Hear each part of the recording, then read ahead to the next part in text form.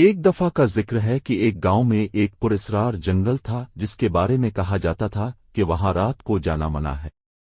مقامی لوگوں کا ماننا تھا کہ جنگل میں آسیب اور جنات کا بسیرا ہے۔ شام ڈھلتے ہی لوگ اپنے گھروں میں دبک جاتے کیونکہ جنگل سے عجیب و غریب آوازیں آنا شروع ہو جاتی۔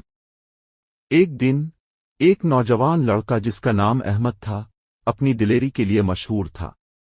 دوستوں نے مذاق میں کہا کہ کیا وہ جنگل میں جا کر رات گزار سکتا ہے۔ احمد نے ہنس کر چیلنج قبول کیا اور کہا کہ اسے کچھ نہیں ڈراتا۔ شام ہوتے ہی احمد جنگل کی طرف روانہ ہو گیا۔ جنگل میں داخل ہوتے ہی عجیب سرد ہوا چلنے لگی اور درختوں کی سرسراہٹ سے ایسا محسوس ہوتا جیسے کوئی اسے دیکھ رہا ہو۔ احمد نے اپنے آپ کو مضبوط رکھنے کی کوشش کی اور جنگل کے اندر ایک کھلی جگہ تلاش کر کے بیٹھ گیا۔ رات کی تاریکی میں اچانک درختوں کے پیچھے سے قدموں کی آوازیں سنائی دینے لگیں۔ احمد نے آواز کی طرف دیکھا لیکن وہاں کوئی نہیں تھا۔ وہ ڈرنے لگا مگر اپنی جگہ سے ہلنا مناسب نہ سمجھا۔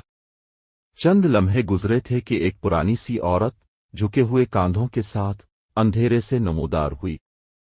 اس کی آنکھیں لال تھیں اور وہ بے آواز احمد کی طرف بڑھنے لگی۔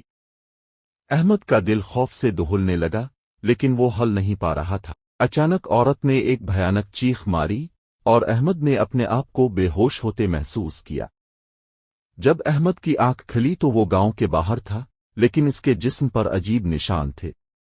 وہ دوبارہ کبھی جنگل کے قریب نہیں گیا اور گاؤں کے لوگ کہتے ہیں کہ وہ جس رات جنگل میں گیا تھا وہاں کے آسیب نے اسے ہمیشہ کے لیے اپنا نشان بنا لیا تھا۔